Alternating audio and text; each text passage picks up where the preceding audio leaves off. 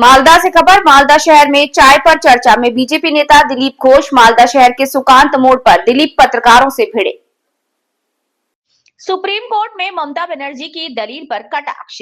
जब उन्हें खुद ऐसी दलील देनी है तो दिलीप ने सरकारी खजाने से करोड़ों रुपए खर्च करके और बड़े वकील रखकर उन पर सवाल क्यों उठाए? ये सब असलियत का नाटक है। बीजेपी नेता का कटाक्ष।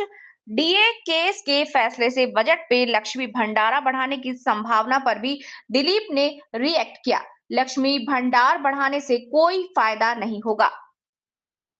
अगर पार्टी चाहेगी तो वो अगले विधानसभा चुनाव में उम्मीदवार बनने को तैयार हैं।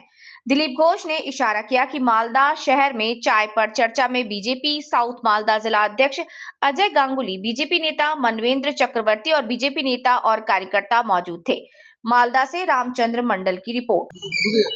अच्छा, মমতা ব্যানার্জি আজকে যে কোর্ট করে করছেন কোর্টে, এটা যদি আগে করতেন পশ্চিমবাংলার কত পয়সা বাঁচতো। এই যে কপিল সিব্বল, এই মনু সিংভি, এদেরকে কোটি কোটি টাকা আমাদের ট্যাক্সের টাকা দিয়ে দিলেন। উনি যদি নিজে কোর্ট করে দাঁড়িয়ে যেতেন, হারছেন তো এমনি অমনি হারতেন, কিন্তু আমাদের টাকাটা বাঁচতো, সেটা উনি করলেন না। যাকে উনি গেছেন, শুভেচ্ছা থাকলো।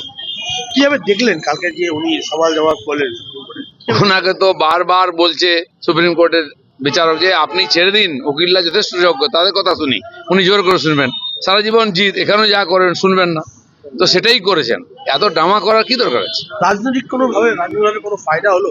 সব জিনিসের রাজনীতির ফায়দা হয় নাকি? লোক পশ্চিমবাংলায় যেটুকু মান সম্মান ছিল সেটা ওখানে দিল্লিতে ডুবিয়ে দিয়ে চলে গেলেন যমুনাতে। আজকে তো ডিএ মামলা শুনানি রয়েছে, ফারাক্কাতে 40% আছে কেন্দ্রের সাথে রাজ্যে। দেখুন, ডিএ নিয়ে অনেকবার মামলা হয়েছে, কোর্ট বলে দিয়েছে এটা অনুদান না, এটা অধিকার। কিন্তু যাই মামলা রায় আসুক, পশ্চিমবঙ্গ সরকার মানলে তো, তিনি আদালত মানেন না, তিনি সুপ্রিম কোর্ট মানেন না, তিনি নির্বাচন কমিশন মানবেন না, তিনি সংসদ মানবেন না, তো কি করে হবে? যতদিন না পরিবর্তন হচ্ছে চলতেই থাকবে।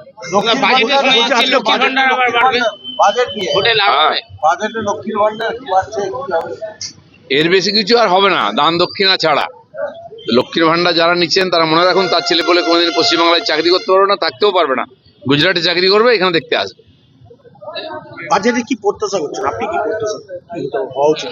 এই সরকারের কাছ থেকে কোনো প্রত্যাশা নেই, তো বাজেট নিয়ে কি প্রত্যাশা হবে? ধার করে যা সংসার চলে তার বাজেটের কি মূল্য হয়? হুমায়ুন কবিরের সঙ্গে তো হচ্ছে না, আপাতত আইএসএফ এর সঙ্গে সিপিআইএম জোট করছে। এসব চর্চা চলতে থাকে, আগে তো কিছু হোক। এখন কার সঙ্গে কাজ জোট হবে, আদৌ হবে কিনা, এগুলো খবর হতে পারে।